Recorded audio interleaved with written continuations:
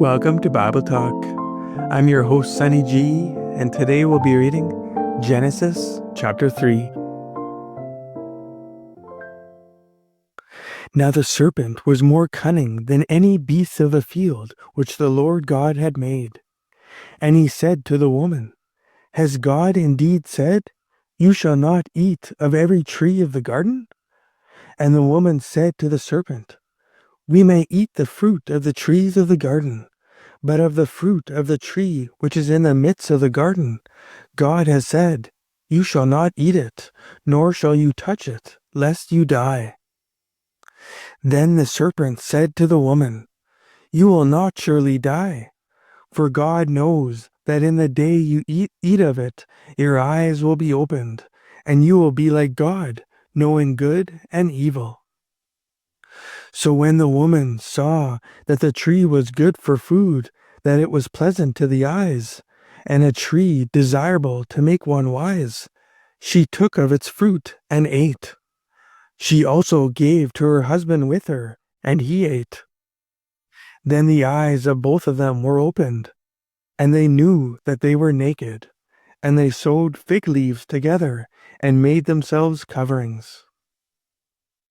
And they heard the sound of the Lord God walking in the garden in the cool of the day.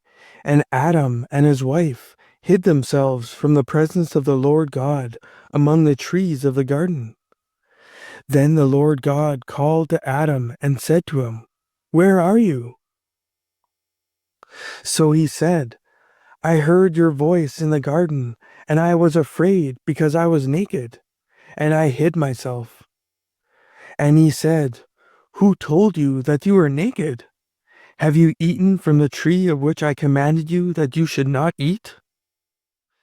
Then the man said, The woman whom you gave to be with me, she gave me of the tree, and I ate. And the Lord God said to the woman, What is this you have done? The woman said, The serpent deceived me, and I ate. So the Lord God said to the serpent, Because you have done this, you are cursed more than all cattle, and more than every beast of the field. On your belly you shall go, and you shall eat dust all the days of your life. And I will put enmity between you and the woman, and between your seed and her seed. He shall bruise your head, and you shall bruise his heel. To the woman he said, I will greatly multiply your sorrow and your conception. In pain you shall bring forth children.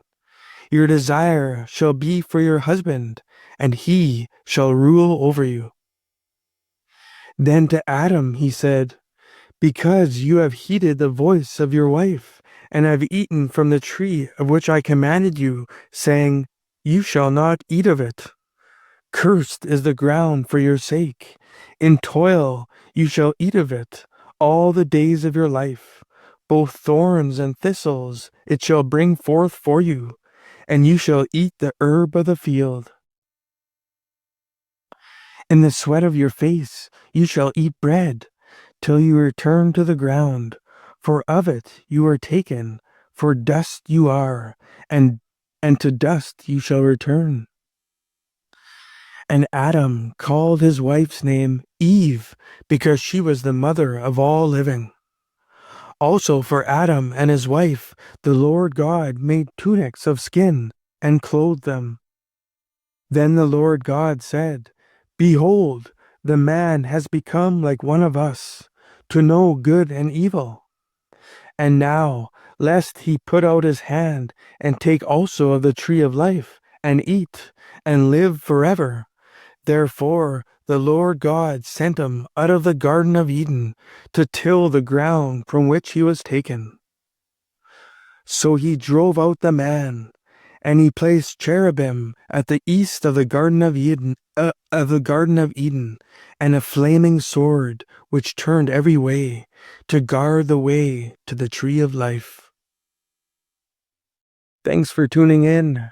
Join me next time as we'll be reading Matthew chapter 3.